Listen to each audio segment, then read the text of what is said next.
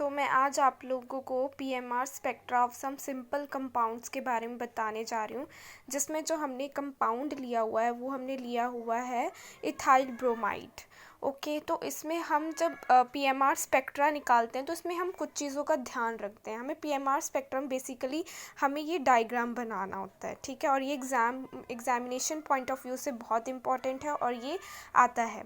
तो इस पूरे ग्राफ को बनाने के लिए, स्पेक्ट्रा को बनाने के लिए हमें कुछ चीज़ों का पता होना चाहिए, ठीक है।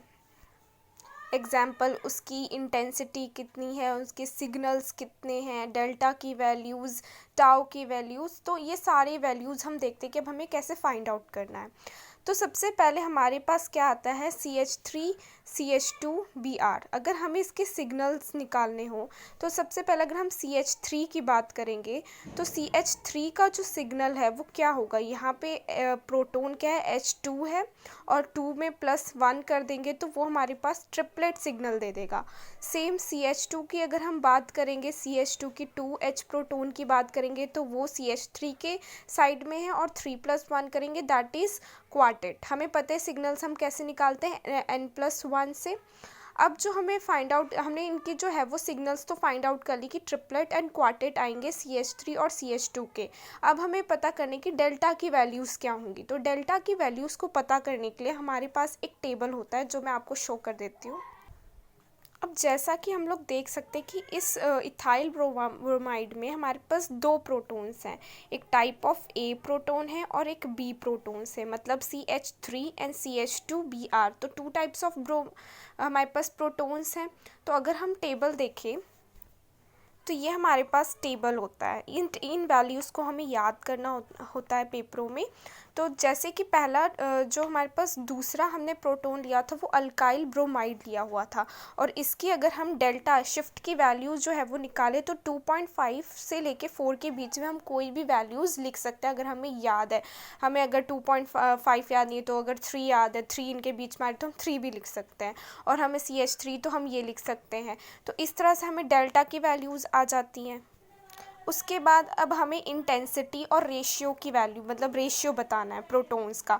तो हमें पता है कि ये 3 है और ये 2 है, तो इसकी जो रेशियो वो क्या हो जाएगी, 3:2 हो जाएगी। हमें जो पीएमआर स्पेक्ट्रा में एक और कॉन्सेप्ट बताना होता है, that is shielding and deshielding, that is upfield and downfield. तो ये हमें कैसे पता लगता है, जैसे कि हम देख सकते हैं कि सिर्फ जो हाइड्रोजन होती हैं, जिसमें जैसे CH3 CH2 ये जो होती है, सिर्फ जो ये है ये शील्डिंग इफेक्ट देती है। और शील्डिंग मीन्स हमारे पास, शील्डिंग मीन्स होता है हमारे पास अपफिल्ड एंड डीशील्डिंग मीन्स डाउनफिल्ड। तो जितने भी होंगे, अब जैसे कि अगर हमारे पास इलेक्ट्रोनेगेटिव एटम्स होंगी तो ये भी डीशील्डिंग इफेक्ट देगी, यानी कि डाउनफील्ड। पाई इलेक्ट्रॉन्स जैसे कि ऐसे डबल बॉन्ड ट्रिपल बॉन्ड, तो ये भी हमें डीशील्डिंग इफेक्ट यानी कि डाउनफील्ड। एंड ये सारे जो है वो डीशील्डिंग के एग्जाम्पल्स हैं। तो अगर अब हम अपना देखें, इथाइल ब्रोमाइड की बात करें तो जो हमारे पास 2 टाइप्स ऑफ प्रोटॉन्स हैं, इसमें सबसे पहले ब्रोमाइड आ गया, ठीक है, यानी कि हमारे पास जो है वो ब्रोमीन आ गया। ब्रोमीन यानी हैलोजेंस यानी इलेक्ट्रोनेगेटिव, तो ये हमें क्या डीशील्डिंग इफेक्ट यानी कि डाउनफील्ड दे देगा। और दैट इज CH3, इसमें सिर्फ प्रोटॉन्स हाइड्रोजन है तो ये हमें शील्डिंग यानी कि अपफील्ड देगा। हमें ये भी मेंशन करना होता है। अब हमें जो जो एक्सप्लेन करना था वो सब हम एक्सप्लेन कर चुके हैं। अब हमें क्या करना है कि अब हमें इसके पीएमआर स्पेक्ट्रा को ड्रॉ करनी है। तो इसको ड्रॉ करने के लिए हमारे पास ट्रिपलेट है, क्वार्टेट है।